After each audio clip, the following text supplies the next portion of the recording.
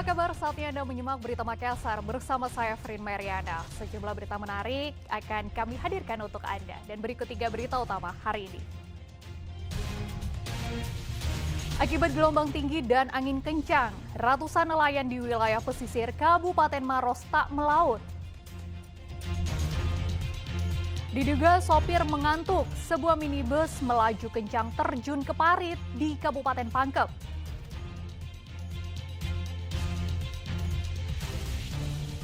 Seorang santri di Kota Parepare mengalami penganiayaan. Sang bocah diduga disetrika di punggung sebagai bentuk hukuman.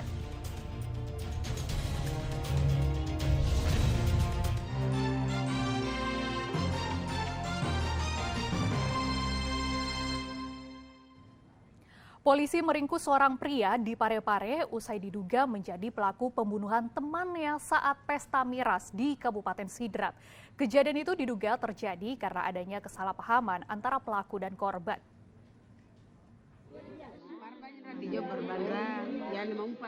Pesta miras berujung maut.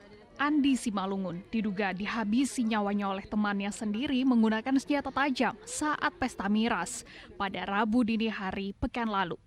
Peristiwa berdarah itu terjadi di Kecamatan 2 Pitu, Kabupaten Sidrap.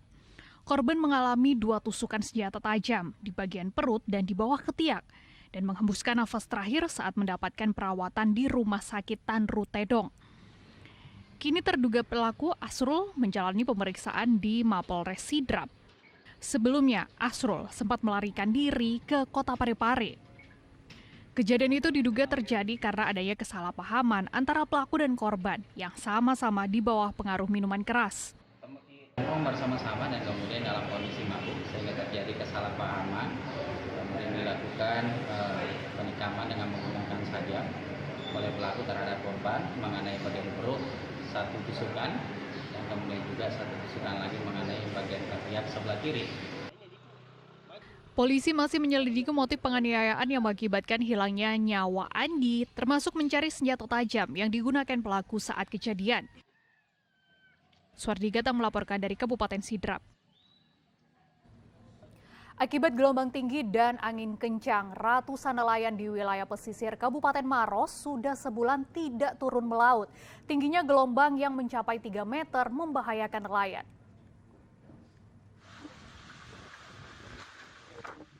Ratusan kapal nelayan di Dusun Capagaya, Desa Tupabiring, Kecamatan Bontua, Kabupaten Maros, hanya terlihat bersandar di sepanjang area dermaga. Hal ini disebabkan cuaca ekstrim. Warga tidak keluar melaut, pasalnya gelombang di perairan Selat Makassar sekitar 3 meter, membuat nelayan tidak berani mengambil resiko selama sebulan terakhir. Selama tidak melaut, nelayan hanya membenahi jaring dan memperbaiki kapal mereka. Beberapa nelayan juga memilih mencari kerang untuk memenuhi kebutuhan ekonomi mereka. Di saat cuaca normal seperti biasa, para nelayan ini mencari ikan hingga ke perairan Kota Parepare dan Kabupaten Takalar. Dari hasil melaut, biasanya nelayan mendapatkan penghasilan Rp300.000 hingga Rp1.000.000 per harinya. Namun kondisi cuaca ekstrim seperti saat ini, nelayan hanya bisa menepi dari aktivitas melaut. Kita harus keluar itu sama begitu kayaknya di pulau. Nah, berapa meter ketinggiannya sendiri? Kira-kira kurang lebih itu 2 meter. 2 meteran ya Pak? Jadi selama tidak melaut Pak, pekerjaannya apa Pak selama tidak melaut?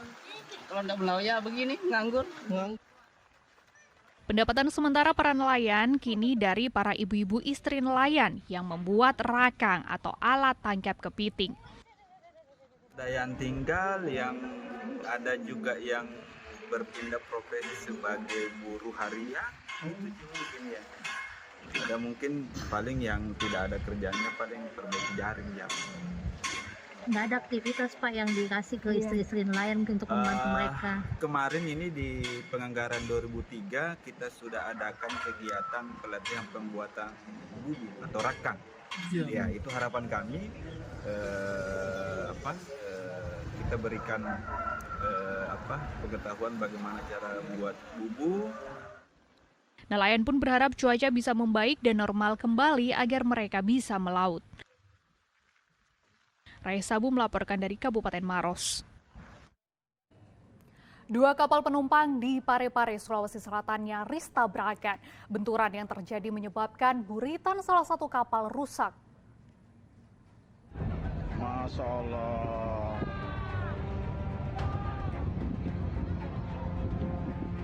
Dua kapal penumpang masing-masing KM Madani Nusantara dan KM Aditya nyaris tabrakan saat salah satu kapal bersandar di Pelabuhan Nusantara Parepare. KM Madani Nusantara menyenggol bagian kanan KM Aditya yang bersandar di dermaga Pelabuhan Nusantara.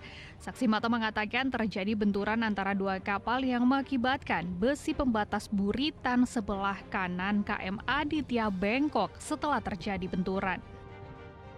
Kalau saya di sebelah sisi kiri, saya dengar ada meledak, baru langsung ke sebelah kanan. Itu saya. Apa yang kita lihat waktu datang ke sini, Pak?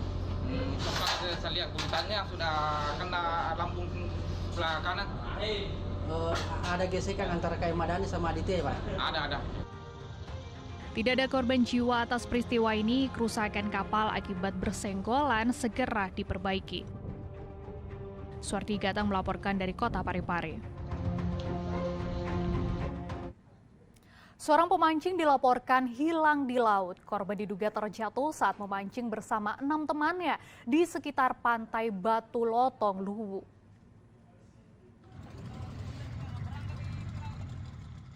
Seorang pemancing terjatuh saat memancing beramai-ramai di sekitar perairan Batu Lotong, Teluk Bone.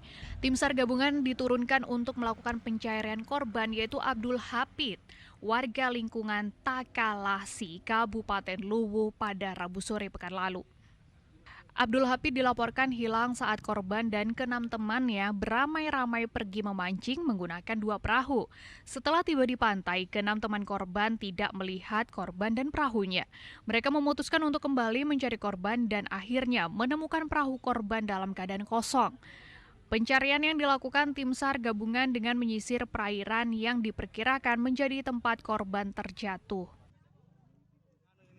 Setelah dilakukan pencarian selama 2 hari, korban yaitu Abdul Hapid ditemukan dalam kondisi meninggal dunia pada Jumat lalu. Korban ditemukan tim SAR gabungan dalam kondisi posisi tubuh mengambang di permukaan air laut. Selanjutnya korban dievakuasi tim SAR gabungan ke daratan untuk diserahkan ke pihak keluarga.